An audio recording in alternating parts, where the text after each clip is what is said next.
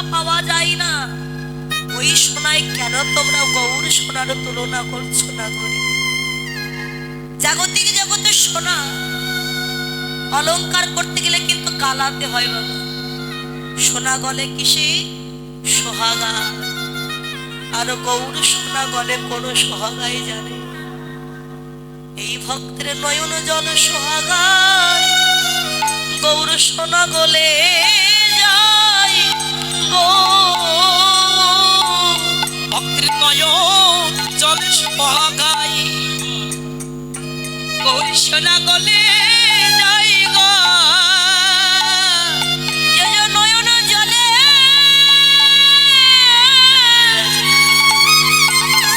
ডাকিতে পারে সেই ভক্তের নয়ন জল সোহাগায় গৌর সোনা গলে যাই গো। নয়ন জলে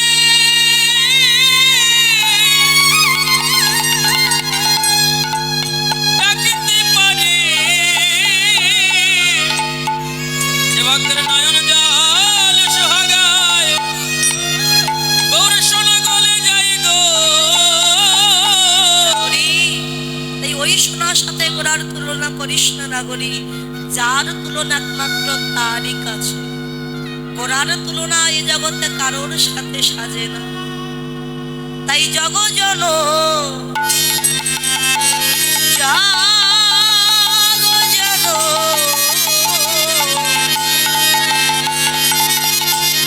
নয়নে নন্দনে জগজন জগজন জগজন এ নয়ন নন্দনে যার তুলনা তারই কাছে।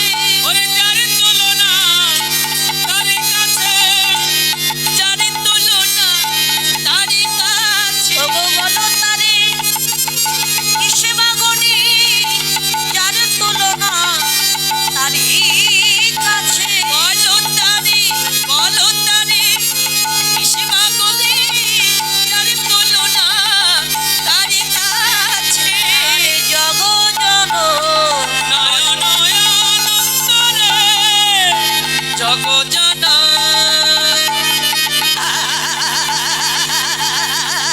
কলির যুগকে ধন্য বললেন কেন? বলে কলির যুগ ধন্য এই কারণে, ভগবান পৃথিবীতে যতবার এসেছেন সব থেকে শ্রেষ্ঠ অবতারই হলো গৌর অবতার, যিনি কিনা যেচে সেদে নাম দিয়েছিলেন দাঁড়ে দাঁড়ে গিয়ে। অন্য কোনো অবতারে হয়েছিল? নাম নেবে না, গিয়ে পায়ে ধরছে হরিনাম নাও, হরিনাম বলো। কলির যুগ এই কারণে ধন্য, আর জীব ধন্য এই কারণে যে ভক্তের ভগবান এই যে নদিয়া নবদ্বীপের মাঝে এসে আজ ব্রাহ্মণ চণ্ডাল ধনী গরিব কাউকে ভেদাভেদ না করে সবাইকে বুকে জড়িয়ে ধরে মহাপ্রভু হরিনাম বিলিয়েছিলেন। নবদ্বীপে চাপাল গোপাল উদ্ধার করলেন, মলয় চাঁদ কাজে উদ্ধার করলেন, জগাই মাধে উদ্ধার হলো মধুর হরিনামে। কাঙালকে বুকে জড়িয়ে ধরলেন, যে নিচু যা তাকেও বুকে জড়িয়ে ধরেছে ভক্তের ভগবান। এই কারণে কলির জীব ধন্য। আবার কলির জীব অভাগা কেন? অভাগ হচ্ছে এই কারণে ভগবানকে কাছে পেয়েও তারা চিনতে পারে। যখন কৃষ্ণ বৃন্দাবনে এসেছিলেন, অনেক দূর বৃন্দাবন ভারতের উত্তর প্রদেশ, অনেকের সাধ থাকলেও সাধ্য নাই যাওয়ার। তাহলে কি আমরা ভগবানের কৃপা লাভ করতে পারবো না? তাই তো বৃন্দাবনের মাটি ছেড়ে গৌর পেলেন নদিয়া নবদ্বীপের মাঝে। নবদ্বীপে তিনি এলেন। এখন আমাদের কি দুর্ভাগ্য, আমাদের ঘরের সন্তান নিমায়, বাঙালিরা তাকে পেয়েছে, ঘরের সন্তান নিমায় তাকে পেয়ে গৌর বলে কাঁদলাম না। এদিকে দেখুন বিদেশিরা বিদেশের মাটি ছেড়ে শিক্ষা দীক্ষায় টাকা পয়সা সব দিকে অনেক ঊর্ধ্বে, সব কিছু ফেলে কেমন ওই নবদ্বীপে ধুলাই পড়ে গড়াগড়ি দিচ্ছে তারা। হরে কৃষ্ণ বলতে পারেন না, হরে কৃষ্ণ, তবু তারা তো বলছেন বদলে হরে কৃষ্ণ না।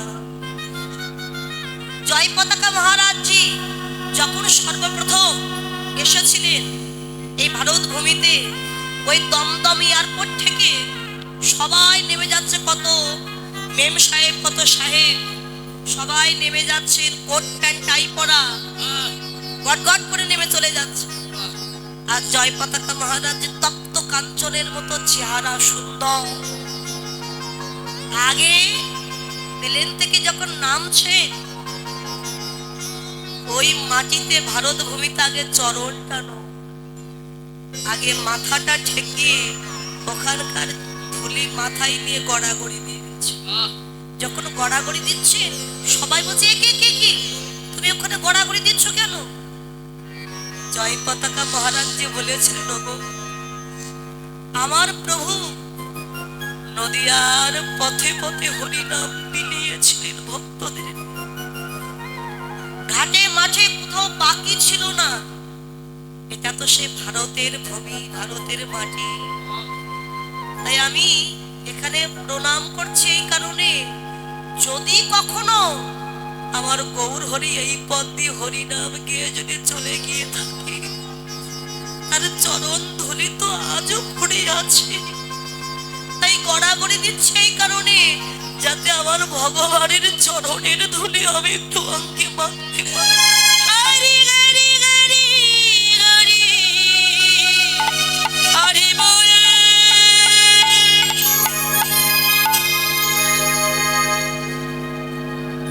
আর সেই ভক্তের ভগবানকে আমরা চিনতে পারলাম না, কি দুর্ভাগ্য আমাদের। তাই তো বললেন কলির যে বড়ই অভাগা নাগরী, ওরে পীড়িতে মো রতি হে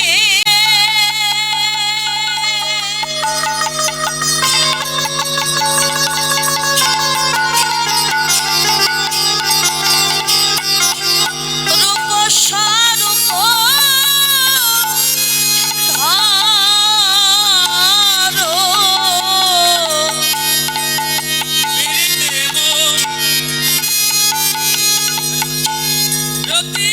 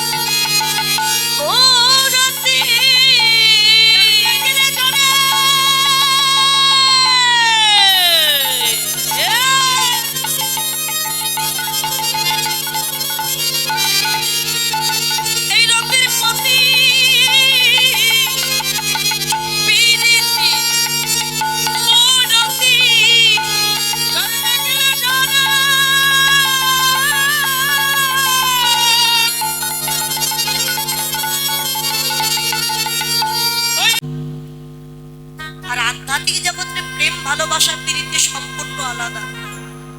জাগতিক জগতের প্রেম ভালোবাসা এটা কতদিন থাকে জানেন মা? যতদিনই সংসারে ইনকাম করতে পারে, যতদিন আপনি ইনকাম করতে পারবেন, সংসারে দিতে পারবেন, সবাই আপনাকে ভালোবাসবে। যখন ইনকাম করতে পারবেন না, অসুস্থ হয়ে ঘরে পড়ে থাকবেন, কেউ আর ডেকেও জিজ্ঞাসা করবে না বাবা তুমি কেমন আছো, মা তুমি কেমন আছো। আপনি বলবেন না আমার ছেলে আমায় ভালোবাসে, আমার স্ত্রী আমার বৌমা আমায় ভালোবাসে। ভালোবাসে সবাই বাবা, কিন্তু প্রকৃত যে ভালোবাসা, সেই বাসার ভালো কেউ বাসে না। না না না না না, বাসার ভালো কেউ বাসে না, বাসার ভালো কেউ বাসে না। এরা নিতে জানে কিন্তু দিতে জানে না, বাসার ভালো কেউ বাসে না। এরা নিতে জানে কিন্তু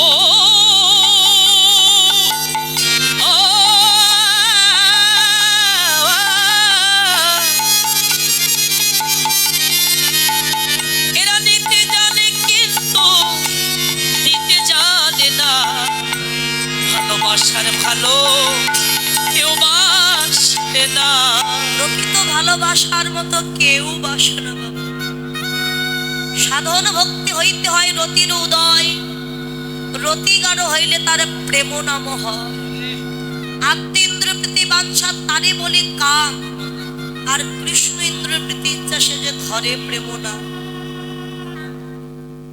কাম এবং প্রেম কেমন? কাম কাকে বলে, প্রেম কাকে বলে? যে নিজের সুখে সুখী, আর কারো সুখের দরকার নেই। আমি সুখী হলে সুখ, কে সুখে থাকলো কে না থাকলো, কে কেমন আছে ওটা আমার দরকার নেই। যে নিজের সুখে সুখী, এটাকে প্রেম নয়, এটাকে বলে কাম। আর যে কৃষ্ণ সুখে সুখী, কৃষ্ণ দুঃখেই দুঃখী, সেই চপ্রাকৃত কৃষ্ণ প্রেম। হরি বল হরি বল। যে প্রেম ছিল বৃন্দাবনের গোপীদের মাঝে।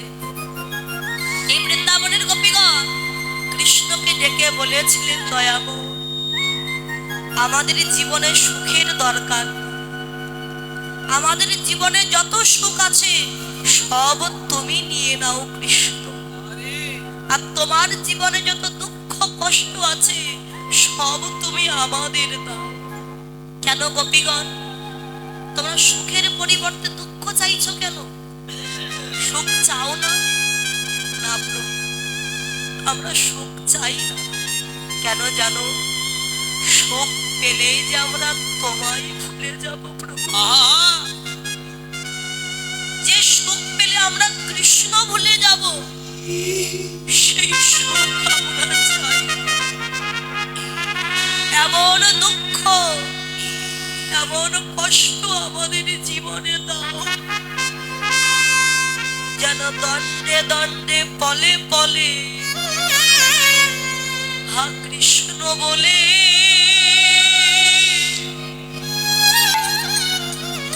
আমরা কাঁদিতে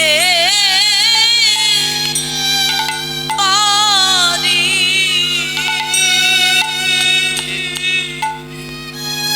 আমরা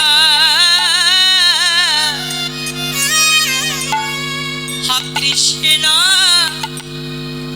কৃষ্ণ বলে আমরা যেন কাঁদিতে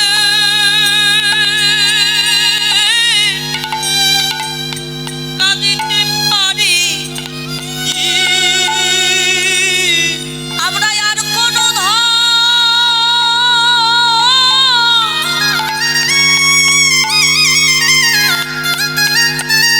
আমরা চাই না কৃষ্ণ, শুধু যেন হা কৃষ্ণ বলে আমরা কাঁদিতে পারি। আমরা আর কোনো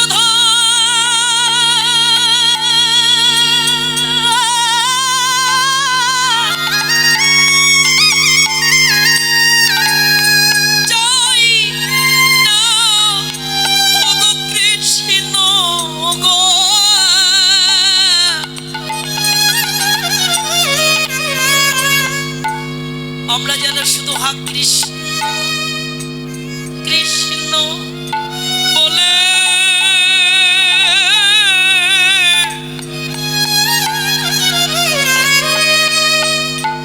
আমরা কাঁদিতে পারি। যে সুখে কৃষ্ণ থাকে না বল, হরি বল। সেই সুখ আমরা জীবনে চাই। দুঃখ দাও, কষ্ট দাও, যাতে যেন আমরা সারা জীবন তোমার নাম ধরে আমরা গাইতে পারি। যতবার তোমার নাম করব তুমি আমাদের ছেড়ে যেতে পারবে না, ততবার তুমি আমাদের কাছে ছুটে আসবে। তাই গোপীগণ বললেন আমরা জীবনে কোনোদিন সুখ চাই না। শাস্ত্রে বললেন অতএব গোপীগণের নাহি কাম গন্ধ, কৃষ্ণ সুখ দিতে করে কৃষ্ণের সে সম্বন্ধ।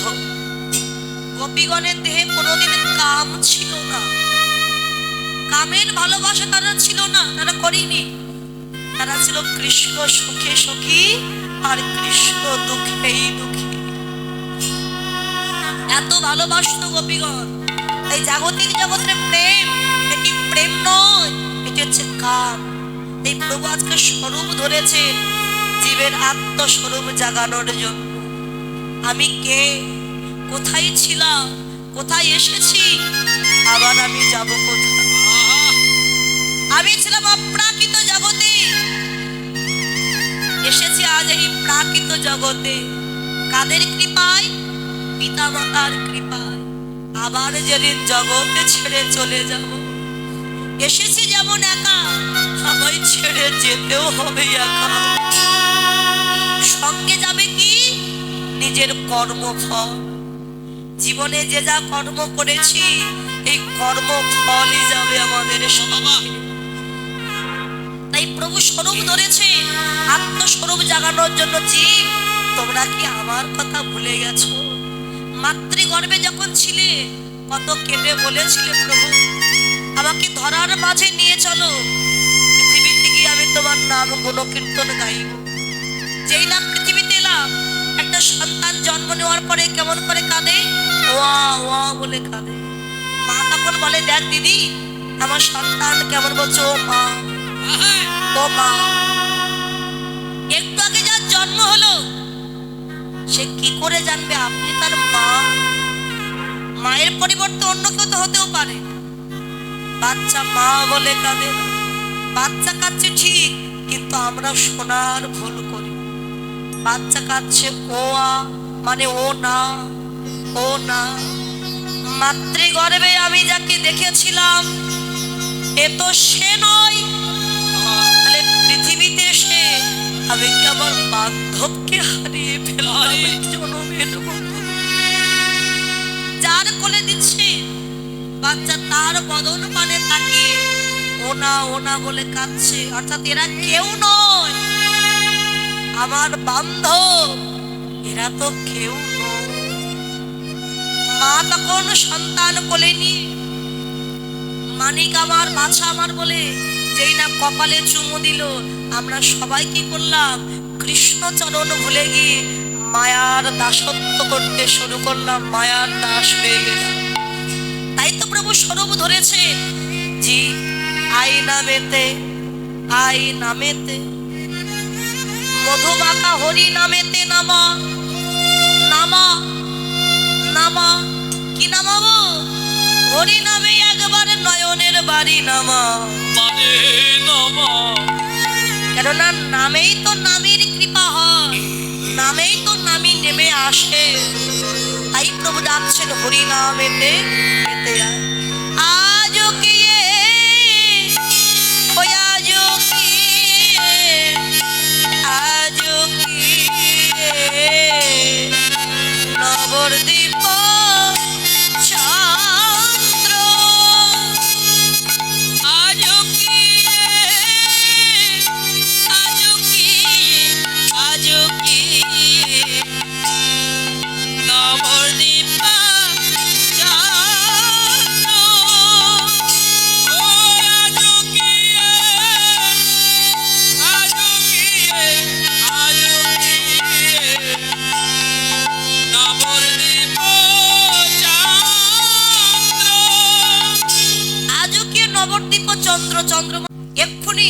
আমার গৌর হরিকে নদী আর চাঁদ বললেন মহাজন।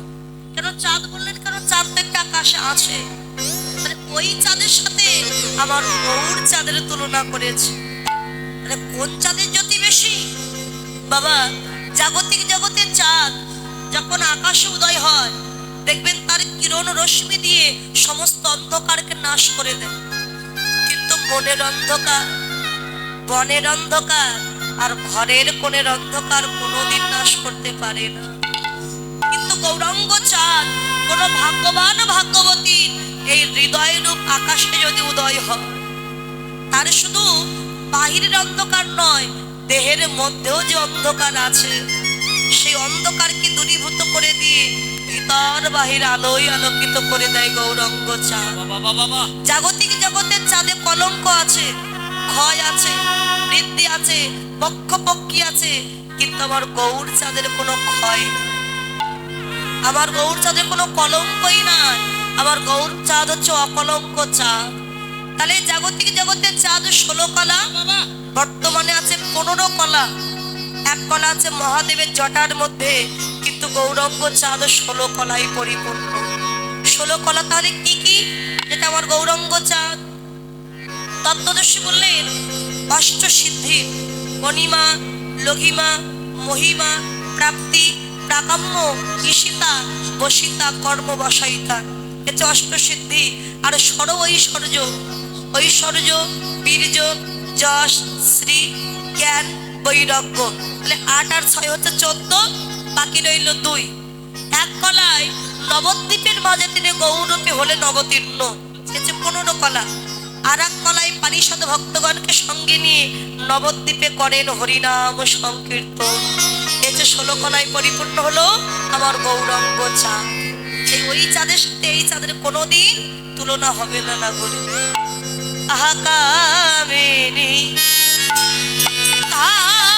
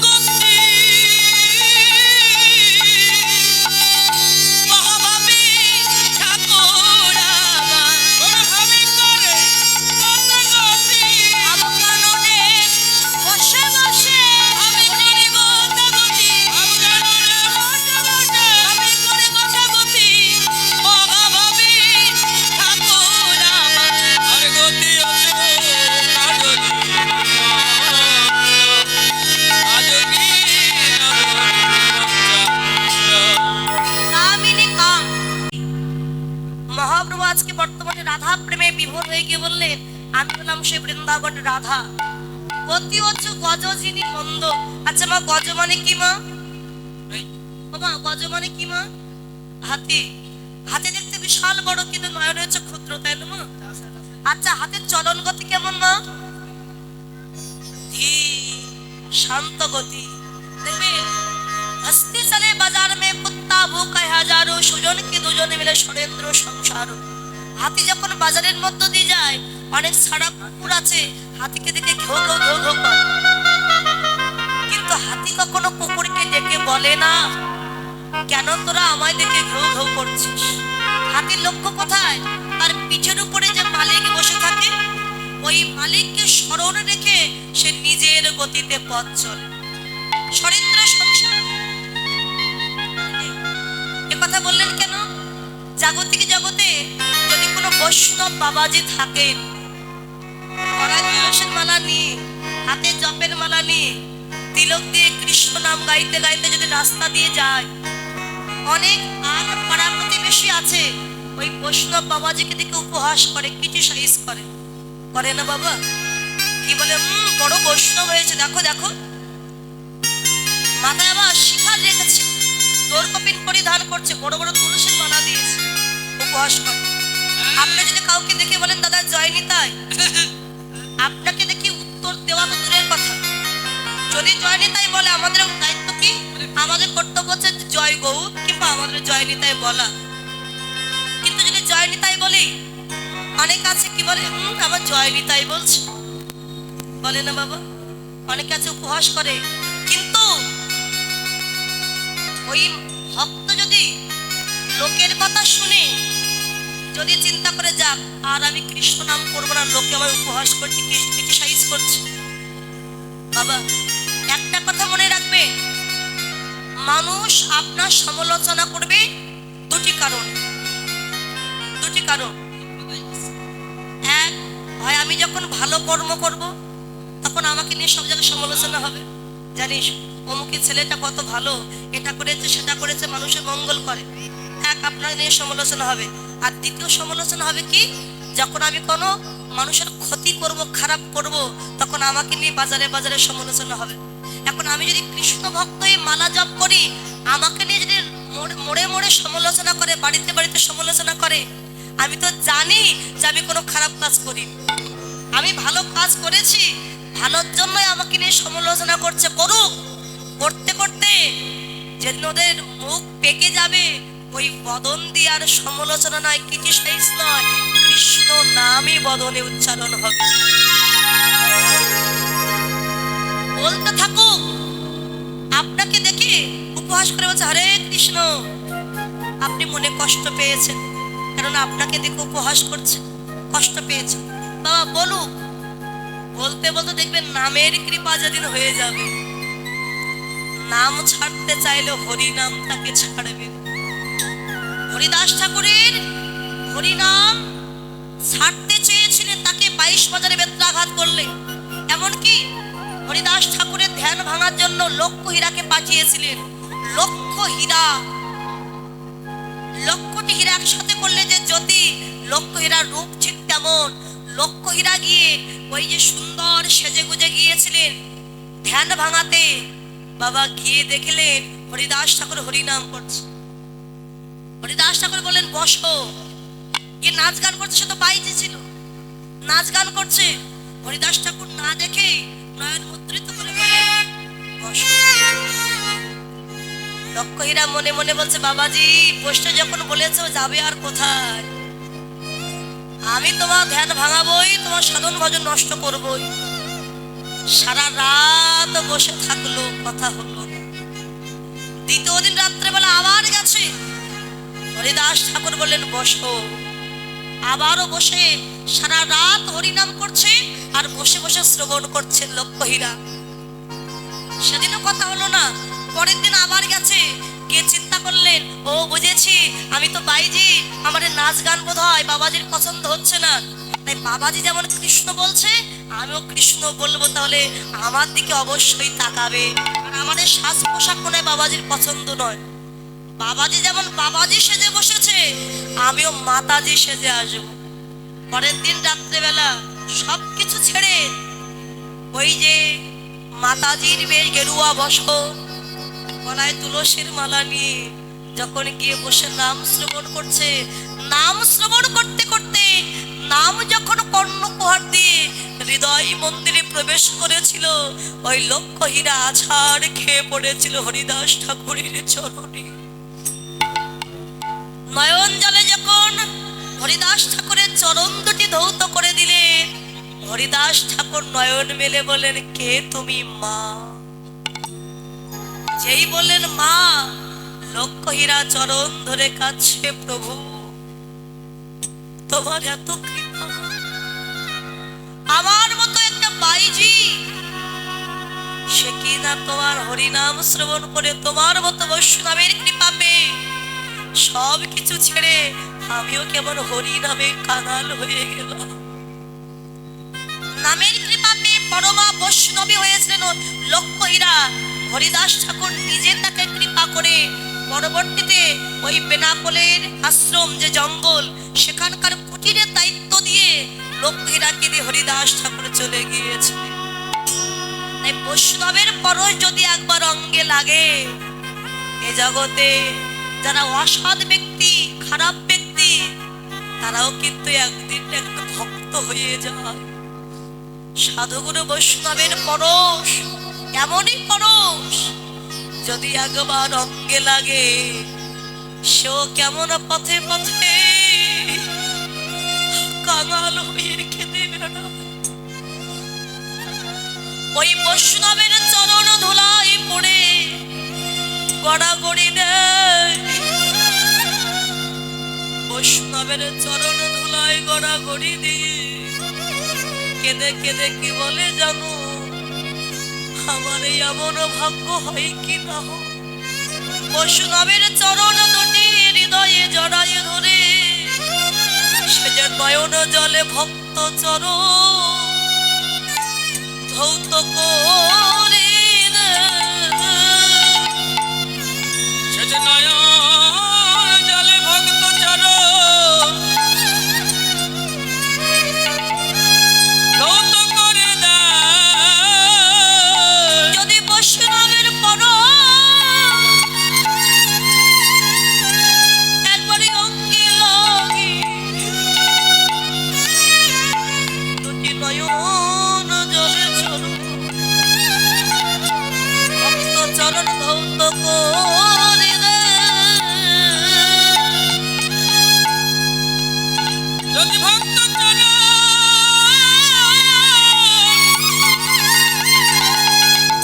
বক্ষে ধরে সে যে নয়ন জলে চরণ ধৌত করে দেয়। বলে আমার মানব জনম ধন্য হলো, বলে মানব জনম আমার ধন্য হলো। আমি সাধুগুরু বৈষ্ণবের কৃপা পেলাম, আমার মানব জনম ধন্য হলো। সাধুগুরু বৈষ্ণবের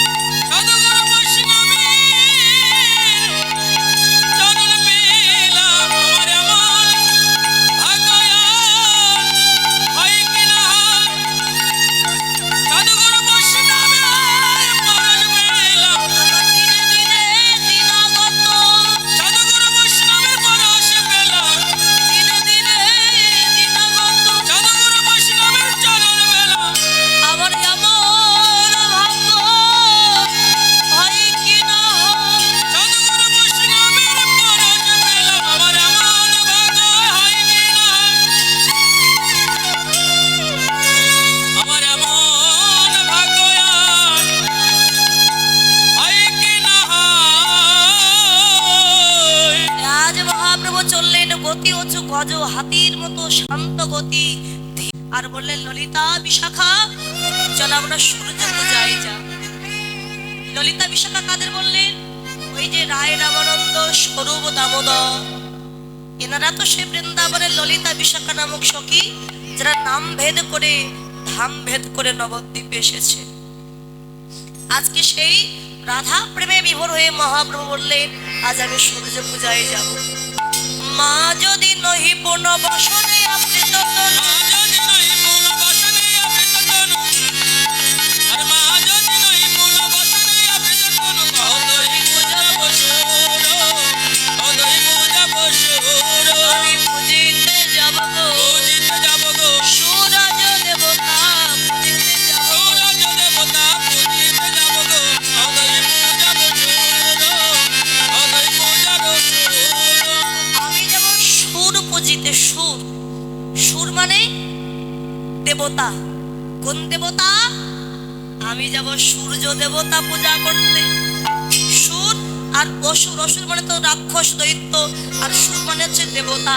তাহলে আমি সূর্য দেবতা পুজিতে যাব, কেননা আমি হলাম সেই বৃন্দাবনের রাধা রানী। তিনি ভুলে গেলেন এটা নবদ্বীপ ধাম, আমি সেই বৃন্দাবনে রাধা।